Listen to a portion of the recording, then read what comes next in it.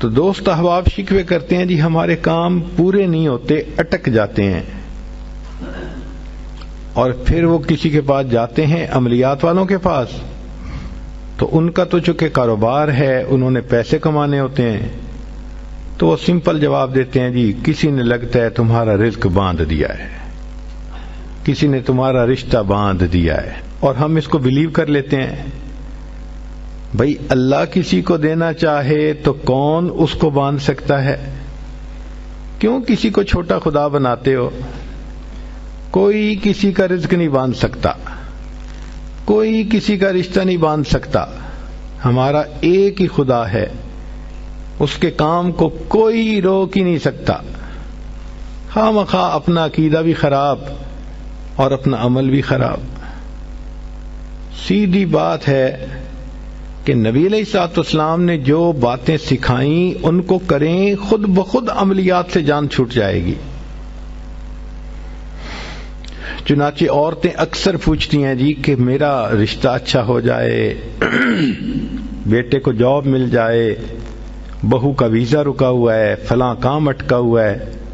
تو بھئی اٹکے ہوئے کاموں کے لیے عمل نبی علیہ السلام کے مبارک زبان سے ابو داؤد شریف کی روایت ہے۔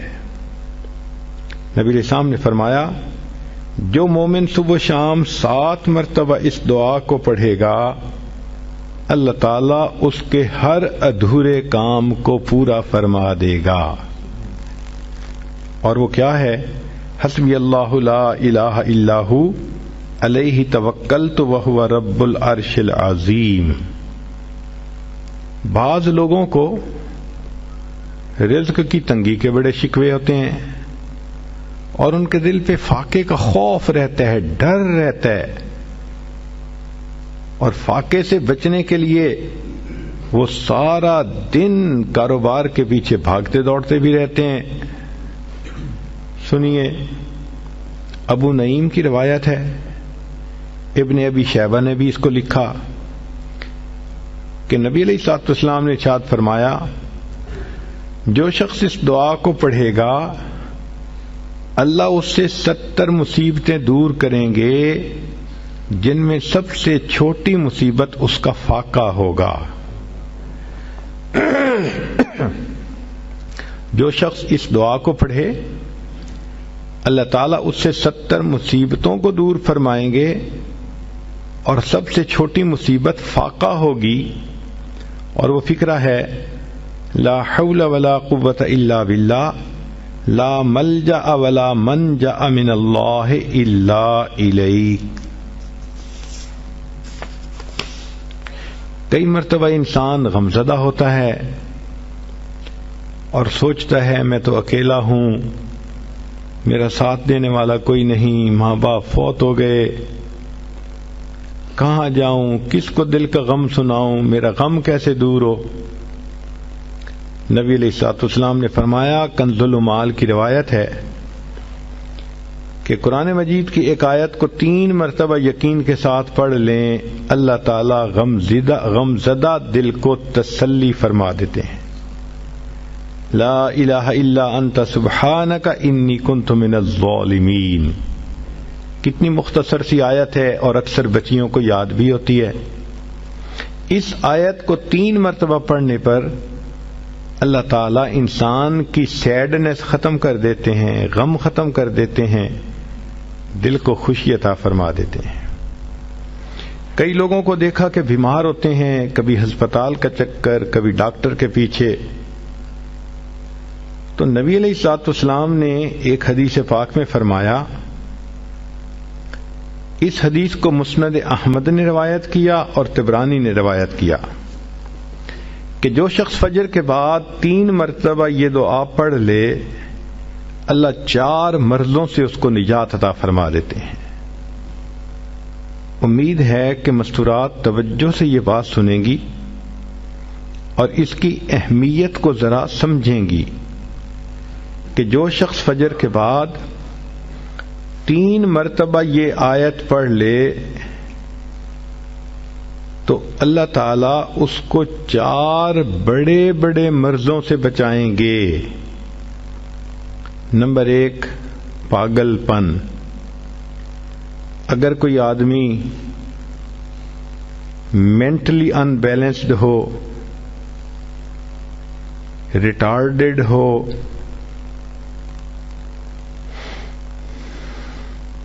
یا جس بندے کو چیزیں بھول جاتی ہوں یا چیزیں یاد نہ رہتی ہوں، ذہن سے متعلقہ جو بیماریاں ہیں وہ اسی پاگل پن کے زمرے میں آئیں گی. یا کسی کو مرگی کی بیماری ہوتی ہے، وہ بھی اسی زمرے میں آئے گی. تو پہلی بیماری جو اللہ تعالیٰ دور کرتے ہیں وہ ہے پاگل پن، اور دوسری بیماری کوڑ پن. کوڑ پن کہتے ہیں چہرہ بدصورت ہو جانا.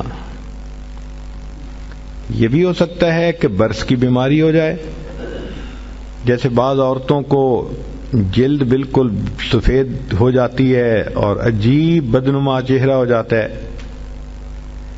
یا کئی مرتبہ جسم پہ تل اتنے نکل آتے ہیں، دانے اتنے نکل آتے ہیں کہ چہرہ بدنما ہو جاتا ہے، یا چہرے پر داغ پڑ جاتے ہیں کالے رنگ کے.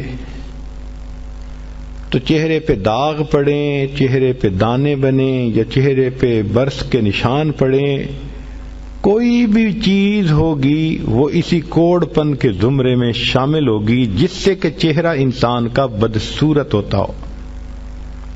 یہ بیماری بھی اللہ دور فرما دیں گے.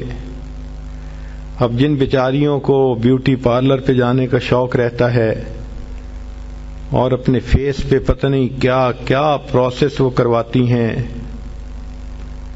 تو ان کو تو چاہیے کہ وہ اس آیت کو یا اس فکرے کو بار بار پڑھیں تاکہ اللہ تعالیٰ ان کے چہروں کی خوبصورتی دیر تک سلامت رکھیں. اور تیسری چیز ہے اندھا پن. اندھے پن سے مراد یہ کہ آنکھوں کی بینائی ہی چلی گئی، یا آنکھوں میں موتیا بند آ گیا، یا آنکھوں پہ اینک لگانی پڑ گئی. یہ سب ایک ہی بیماری کی تفصیلات ہیں. تو جن کی نظر کمزور وہ بھی پڑھ سکتی ہیں، یا جن کو لینز لگانے پڑتے ہیں، کنٹیکٹ لینز سے ہی یا کوئی اور، اس مصیبت سے بھی جان چھوٹ گئی. اور جن کی بینائی چلی گئی اللہ ان کے لیے بھی آسانیاں فرما دیتے ہیں. تو پاگل پن کی بیماری ختم، کوڑ پن کی بیماری ختم، اندھے پن کی بیماری ختم، اور چوتھا فرمایا فالج کی بیماری ختم. فالج ایک تو ہوتا ہے کہ انسان کا ہاتھ یا پاؤں کام ہی نہ کریں، اور ایک یہ بھی ہوتا ہے کہ اتنی ویکنس کہ عورت کہتی ہے مجھ سے تو کھڑا ہی نہیں ہوا جاتا، میرے پاؤں سن ہو جاتے ہیں، میرے ہاتھ سن ہو جاتے ہیں. یہ ساری چیزیں کمزوری اور فالج کی ابتدائی سٹیجز ہیں. تو یہ سب چیزیں ٹھیک ہو جاتی ہیں. اب بتائیں کہ اتنی بڑی بڑی بیماریوں سے جس بندے کو بچنے کی خوشخبری مل رہی ہو تو وہ تو پھر اس عمل کو کیے بغیر رہ ہی نہیں سکتا. اور یہ عمل دیکھو چھوٹا کتنا ہے. وہ جو فکرہ فرمایا حدیث میں وہ ہے سبحان اللہ العظیم وبحمدہ ولا حول ولا قوت الا باللہ. اتنا سا فکرہ پڑھنے پر اللہ چہرہ بھی پر نور بنا دیتے ہیں، میموری بھی تیز کر دیتے ہیں، اللہ تعالیٰ بینائی بھی تیز کر دیتے ہیں، اور اللہ تعالیٰ جسم میں طاقت بھی بھر دیتے ہیں. یہاں تک تو نیکیاں کمانا، گناہوں کو بخشوانا، فرشتوں کی دعائیں لینا، غمزدہ دل کو تسلی ملنا، اور بیماریوں سے محفوظ ہونا، اس طرح کے عمل بتائے تھے. اب ایک عمل سن لیجئے کہ دجال سے محفوظ ہونا. دجال ایک تو بڑا ہوگا نا، جس کو دجال اکبر کہتے ہیں، جو آئے گا اور بندے اس کے پیچھے لگ کر اپنا ایمان خراب کر لیں گے، جو امام مہدی کے آنے پر اور عیسیٰ علیہ السلام کے آنے پر ظاہر ہوگا، ان کے آنے سے پہلے ظاہر ہوگا، اور عیسیٰ علیہ السلام اس کو لد کے مقام پر قتل کر دیں گے۔ اس فتنے سے نبی علیہ السلام بچنے کی دعائیں فرماتے تھے، صحابہ بھی بہت ڈرتے تھے اس فتنے سے۔ تو انسان کا دل چاہتا ہے کہ دجال سے محفوظ ہوں۔ حدیث پاک میں ہے، جو شخص جمعہ کے دن سورہ کہف پڑھے تو جمعہ سے جمعہ تک اس کے گناہ معاف، اور اگر وہ روزانہ پہلی 10 اور آخری 10 آیتیں پڑھ لے، اللہ اس کو دجال سے محفوظ فرمائیں گے۔ تو اس عمل کو کرنے سے ایک تو دجال سے محفوظ ہو گئے، اور دوسری بات اور بھی سن لیجئے کہ دجال دجل سے بنا۔ دجل کا مطلب ہوتا ہے فریب دینا، دھوکہ دینا، اور بچیوں عورتوں کو انسان کی شکل میں بھی کئی دفعہ دجال مل جاتے ہیں۔ وہ ان کی عزتیں لوٹتے ہیں، بہانے بنا بنا کے دھوکے دیتے ہیں، ان کو بیٹرے کرتے ہیں۔ تو اس عمل کے کرنے سے عورت بچی ایسے دجالوں سے بھی محفوظ رہے گی۔ صحبت اللہ والوں کی، صحبت اللہ والوں کی اللہ سے ملوا جاتی ہے، صحبت اللہ والوں